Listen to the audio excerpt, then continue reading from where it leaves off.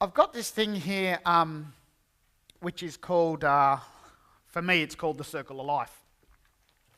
And if we were smart about what we were doing, and this is what I'm pushing towards with governments and councils, I would simply say that whether this be a large development site or whether it be houses next to each other, my vision, and it's coming close, is that I go off and I build 2 lots of rooming houses on this property. And they've got 5 or 6 rooms in each one of them.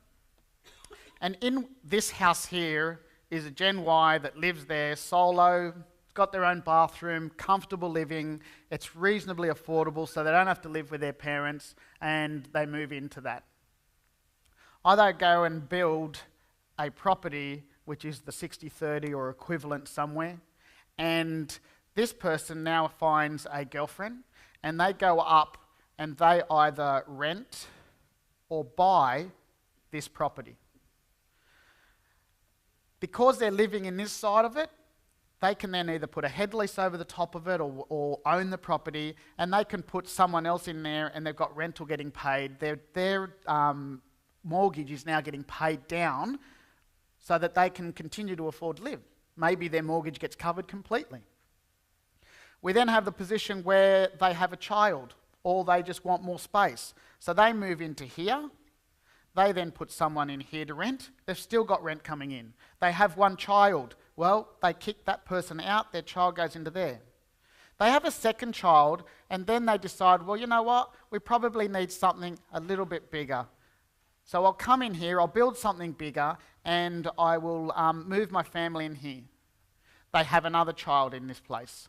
And they occupy rooms. Maybe part of it can be rented to the public. Once they have another child, they then kick that person out and their other child goes in there.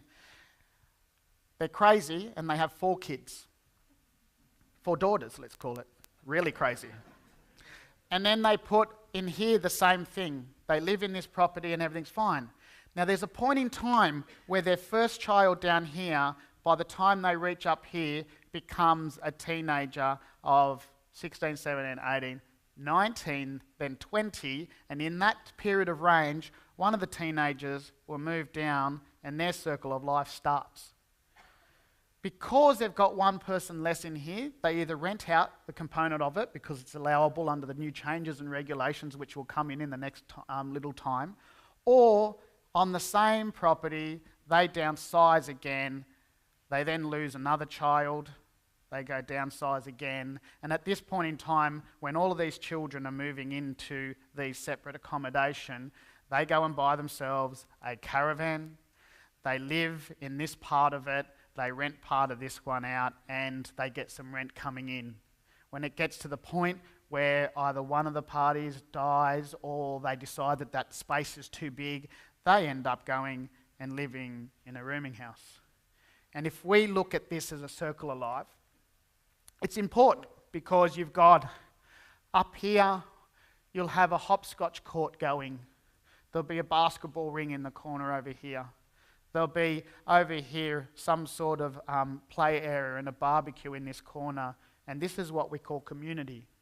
This is what we call the grandparents saying, and these are adopted grandparents because these are different families.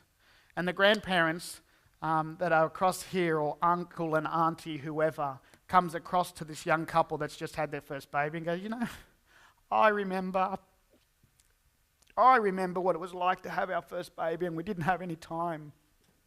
I just want to look after your baby for the night. Why don't you go out and have a date night, because I'm sure you haven't had one in a while. And then this family continues to do things. This is the start of community, which will bring back what Australia once had. We don't play with people in the yards out the front anymore. They don't play on the roads anymore because everyone's worried about their kids getting abducted or something going on with that.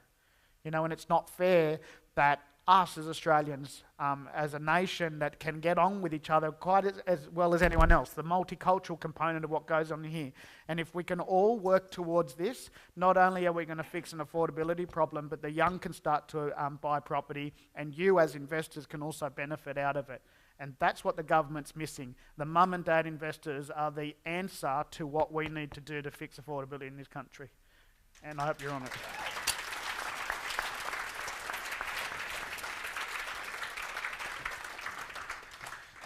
There's people already doing it all over the world. This is a Argentinian architect who went off and has built these places, and they build the superstructure on the outside and half the building gets built. And that means that it's affordable for someone to go in there and buy the building because they don't need to pay for the full build, they've only paid for half the build. The family moves in, as they get bigger, they infill the house so that they can make their 2-bedroom. They make their 3rd bedroom or an extra living area. And that's not rocket science, it's just simple. It's really simple, and there's some great people around that are doing this. I thank Mick for what he says, but all I'm asking for everyone in this room is to think about what you can do, firstly for other people, and as a subsequent outcome, you start to earn some income out of it too. That's all I'm saying. And why? And you could have a socialist view that you say, oh no, give away all your stuff for free. If you're well off, you should just let people stay in your houses for free. Well, how can I go and do more houses if that's the case? And for all of you, if you've got more income coming in, you can go and do more affordable housing as well. You can see I get a little bit passionate at times. I'm going to give you till 11 o'clock. Please thank Mick, and we'll see you after the break. Thanks, guys.